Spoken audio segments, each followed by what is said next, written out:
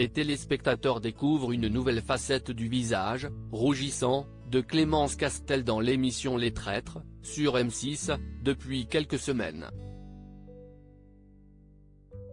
Ils la verront bientôt enchaîner les chorégraphies, dans les bras d'une autre femme, face à Chris Marc, Bilal Hassani, François Allu et Marie-Agnès Gillot sur le parquet de la 12e saison de Danse avec les stars. Mais pendant longtemps, on ne savait que très peu de choses d'elle. On connaissait son côté aventurier, puisqu'elle est intervenue à plusieurs reprises dans Koh-Lanta, et on savait qu'elle était en couple avec un ancien candidat demi-finaliste de la Star Academy 4, Mathieu Yoann. Mais pas plus. Ce temps-là est révolu puisqu'elle est devenue, depuis, un visage incontournable de la télévision et qu'un juillet 2019, Clémence Castel et Mathieu Yoann ont annoncé qu'ils se séparaient. Il avait discrètement évoqué cette rupture sur les réseaux sociaux, elle avait fait, de son côté, son coming out public, précisant être en couple depuis 2 ans avec une certaine Marie.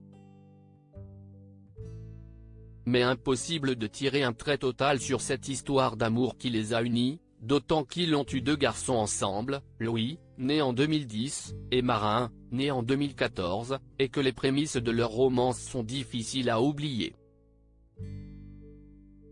On s'est donc rencontré pour ça après avoir pairé Clémence Castel dans la célèbre émission d'aventure. En 2005, Mathieu Yoann l'avait effectivement contacté à l'aide du service presse de TF1.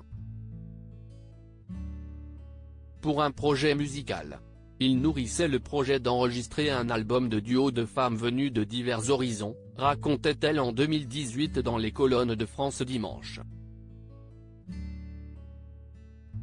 Et, comme il m'avait vu gagner Koh-Lanta, il a eu l'idée de me faire chanter un titre qui aurait parlé d'aventure, d'évasion. On s'est donc rencontré pour ça, mais comme je chante vraiment comme une casserole, le projet n'a pas abouti. Ça nous a au moins permis de démarrer une belle histoire d'amour.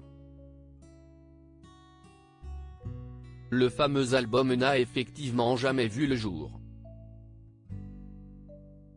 Mais admettons que c'était pour le meilleur et pour le pire.